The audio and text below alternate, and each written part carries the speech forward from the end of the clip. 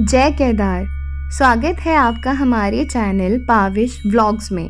तो आज मैं आपको केदारनाथ यात्रा की पूरी जानकारी देने वाली हूँ, क्योंकि यात्रा के पट खुल चुके हैं 10 मई 2024 से।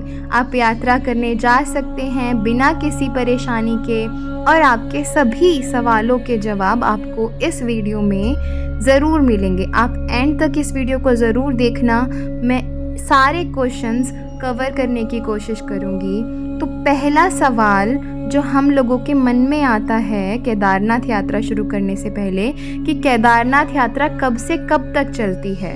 और जो दूसरा सवाल है जो हम लोगों के मन में आता है वो है कि केदारनाथ यात्रा करने का सबसे अच्छा महीना कौन सा है, कौन से हमें समय में केदारनाथ यात्रा करनी चाहिए, ताकि बारिश भी कम मिले और मौसम भी हमें काफ़ी अच्छा मिले। तीसरा सवाल है कि यात्रा पर जाते समय हमें क्या क्या लेके जाना चाहिए, एसेंशियल्स क्या क्या हैं जो वहाँ पे हम लेके जाएंगे तो हमें कम परेशानियों का सामना करना पड़ेगा और हमारी यात्रा बहुत ही स्मूथली हो जाएगी। अब चौथे सवाल की तरफ आते हैं कि कैसे पहुँचे केदारनाथ धाम। केदारनाथ धाम पहुँचने का सही रूट क्या है। आप कोई से भी स्टेट में रहते हैं अगर इंडिया के, तो आप केदारनाथ कैसे जा सकते हैं। पांचवा सवाल है कि केदारनाथ जाने में कितना खर्च आता है, बजट टू ट्रैवल केदारनाथ यात्रा। सिक्स्थ क्वेश्चन इज, हम कहाँ रुकें केदारनाथ मंदिर के पास, कौन कौन से होटल हैं, पैदल यात्रा कब शुरू करें, चढ़ाई कितने किलोमीटर की है, गौरीकुंड से केदारनाथ हेलीकॉप्टर का किराया। ये सारे वो क्वेश्चन हैं जो हम लोगों के मन में कहीं ना कहीं तो होते ही हैं केदारनाथ जाने से पहले। केदारनाथ मंदिर उत्तराखंड के रुद्रप्रयाग जिले में स्थित है। ये 5 केदारों में से एक है। तो पहला हमारा सवाल था कि हम कब केदारनाथ जाएं और ये कब से कब तक ओपन होता है। केदारनाथ यात्रा मई से लेके दिवाली के नेक्स्ट दिन तक ओपन रहती है, और जो स्टार्टिंग में मई में या फिर दिवाली के टाइम पे विज़िट करते हैं उन्हें काफ़ी बर्फ़ स्नो वहाँ पे मिलती है देखने के लिए, और वो काफ़ी अच्छी सजावट भी मिलती है। तो time to visit Kedarnath is May to October और नवंबर। पट खुलते ही जब दर्शन के लिए भीड़ उमड़ती है तो वहाँ पे आपको काफ़ी ज़्यादा लंबी लाइनों का सामना करना पड़ सकता है दर्शन के लिए। और अगर आप जून, जुलाई या अगस्त में जाते हैं तो आपको काफ़ी भारी बारिश मॉनसून के चलते उनका भी सामना करना पड़ सकता है, जो कि थोड़ी रिस्की भी होती है, स्लिपरी भी होती है। जाने वाले श्रद्धालु जाते हैं, आप भी जा सकते हैं, लेकिन अगर आप मुझसे बेस्ट मंथ पूछेंगे तो मुझे मई या फिर अक्टूबर बेस्ट मंथ लगते हैं। अब ये बहुत ज़रूरी सवाल है कि हमें केदारनाथ यात्रा के लिए क्या क्या चीज़ें लेके जानी चाहिए। तो सबसे पहले है रेन कोट, आपकी विंटर जैकेट्स, हैंड ग्लव्स, टोपी, जुराबें, आपकी मेडिसिन्स बहुत सारी, खाने की टॉफ़ियाँ, आपके कंबल, आपके इलेक्ट्रॉनिक गैजेट्स, आपका मोबाइल का पावर बैंक, आपके चार्जर्स, और आपका सबसे इम्पॉर्टेंट पानी से बचाने के लिए आपका फ़ोन का कवर। और कैरी करिए अपने साथ काफ़ी सारा स्नैक्स, क्योंकि वहाँ पे बहुत ज़्यादा एक्सपेंसिव है स्नैक ऊपर यात्रा करते हुए। तो आप एक बैग में ज़रूर रखें अपने साथ नमकीन, बिस्किट के पैकेट्स, और चाहें तो आप पूरी सब्जी भी रख सकते हैं, जैसे हम तो लेकर गए थे। यात्रा करते हुए आपको वैसे काफ़ी सारी शॉप्स मिल जाएंगी। अगर आप सोलो ट्रैवलर हैं या फिर आप ग्रुप में भी हैं पर लेके नहीं जाना चाहते, तो काफ़ी सारी शॉप्स हैं। और आप मेडिसिन्स बिल्कुल भी मत भूलिएगा। आपको बाम्स रखने हैं, गैस की गोली रखनी है, सर दर्द की गोली रखनी है, आपको शरीर दर्द की गोली रखनी है, आई ड्रॉप, नेज़ल ड्रॉप, ये सब चीज़ें ज़रूर रखनी है, क्योंकि वहाँ पे मौसम कब बदल जाए कुछ नहीं पता चलता। तो मैंने काफ़ी सारी मेडिसिन्स रखी थी और टॉफ़ीज़ रखी थी मैंने, क्योंकि अगर आप टॉफ़ीज़ रख के मुंह में और आप यात्रा करते हैं ना तो ज़्यादा सांस नहीं फूलती है। तो आप ये ट्राई करें, आपको बहुत हेल्प मिलेगी इससे। तो मैंने अपने बैग पैक कर लिए हैं। अब मैं आपके नेक्स्ट क्वेश्चन की तरफ आती हूँ। अब बैग पैक करने के बाद जो हमारी अगली चीज़ है वो है कि हम केदारनाथ कैसे पहुँचे। आप केदारनाथ धाम के दर्शन करना चाहते हो और भारत के किसी भी कोने में रहते हो, तो आपको सबसे पहली चीज़ करनी है, बस के माध्यम से या ट्रेन के माध्यम से आपको ऋषिकेश या हरिद्वार पहुंचना है।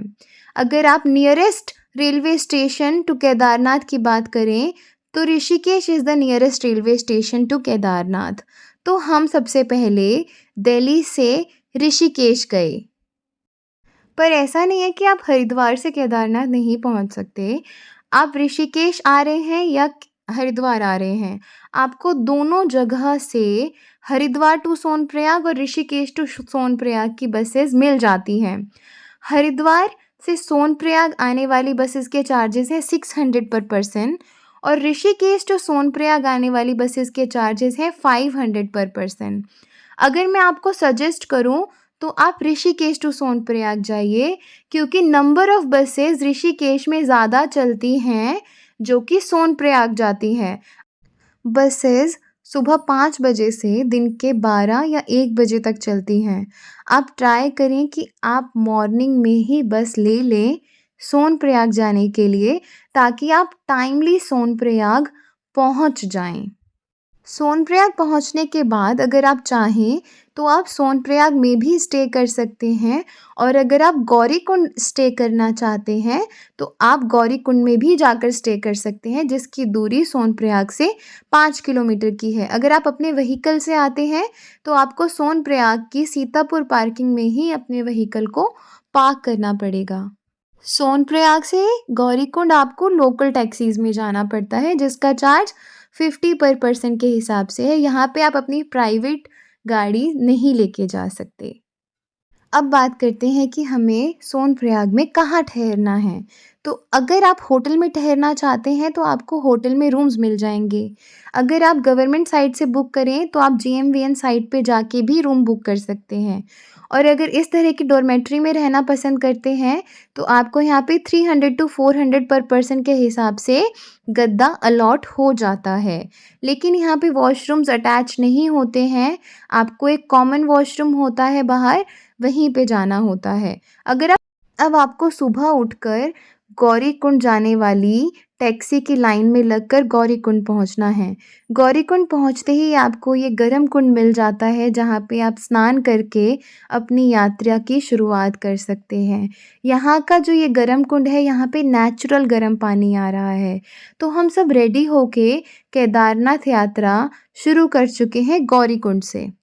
केदारनाथ यात्रा अगर आप अर्ली मॉर्निंग शुरू कर देते हो तो आपके पास काफ़ी टाइम होता है कि आप ये खूबसूरत रास्ते को एंजॉय करते हुए केदारनाथ यात्रा अपनी पूरी कर सकें, आप केदारनाथ धाम टाइमली पहुंच सकें। आप जितनी यात्रा करते जाओगे, जितना आगे बढ़ते जाओगे, उतना आपको सुंदर नज़ारा देखने को मिलता जाएगा। रास्ते में बहुत ही प्यारे-प्यारे, बहुत बड़े-बड़े झरने मिलेंगे, वॉटरफॉल्स मिलेंगे। तो हम कुछ ऐसी चीज़ों की बात करेंगे जो कि बहुत ज़रूरी हैं। तो नंबर 1 कि अगर आप ट्रैक कर रहे हैं तो आप प्लीज़ शूज़ के बिना ट्रैक ना करें। जैसे कि मैंने आपको दिखाया कि रास्ता बहुत ही ज़्यादा स्लिपरी है। यहाँ पे कदम-कदम पे झरना है, वॉटरफॉल है, कहीं पानी गिर रहा है और घोड़े भी इसी रास्ते से चलते हैं। तो ये रास्ता काफ़ी ज़्यादा स्लिपरी है। आप अपनी पानी की बॉटल ज़रूर लेके जाएँ। आपको यहाँ वाटर टैप्स मिल जाएँगे, लेकिन पानी की बॉटल ज़रूर कैरी करें। वॉशरूम्स मिल जाएँगे, होटल्स मिल जाएँगे आपको नाश्ता करने के लिए, खाना खाने के लिए। आपको घोड़े खच्चर मिल जाते हैं, जो लोग चल नहीं पाते हैं उनके लिए। आपको शॉर्टकट्स मिल जाते हैं कुछ। लेकिन अगर आप बैलेंस नहीं बना पाते हैं तो I will not suggest you to take the shortcut, because shortcut तो नॉर्मल रास्ते से भी ज़्यादा स्लिपरी होता है, यहाँ पे काफ़ी ज़्यादा मिट्टी होती है। अब बात करते हैं उन लोगों की जो पैदल यात्रा नहीं कर सकते। तो उनके लिए आपको खच्चरों की सुविधा मिल जाएगी, पालकी वालों की सुविधा मिल जाएगी, और जो सबसे बेस्ट मुझे लगती है, वो मुझे लगती है हेलीपैड की सुविधा। फाटा एयरपोर्ट से आपको हेलीपैड मिल जाता है, जो आपको केदारनाथ टेम्पल से 500 मीटर ही पहले छोड़ता है।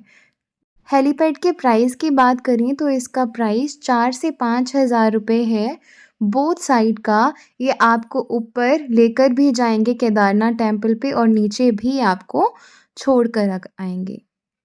और अगर हम खच्चरों की बात करें तो खच्चरों का प्राइस 3000 पर पर्सन है, वन साइड का। और ये लोग आपको बेस कैंप पे उतार देते हैं। बेस कैंप से केदारनाथ टेम्पल की दूरी 1.5 से 2 किलोमीटर की है। बेस कैंप पहुंचने के बाद आप यहाँ से अपने लिए टेंट्स भी बुक कर सकते हो और फिर आप दर्शन के लिए जा सकते हो। यहाँ के जो टेंट्स का प्राइस है वो 500% होता है यूजुअली, लेकिन ये डिपेंड करता है वहाँ की भीड़ पे। अगर ज़्यादा भीड़ होती है तो ये उसी हिसाब से अपने कैंप्स का प्राइस भी बढ़ा देते हैं।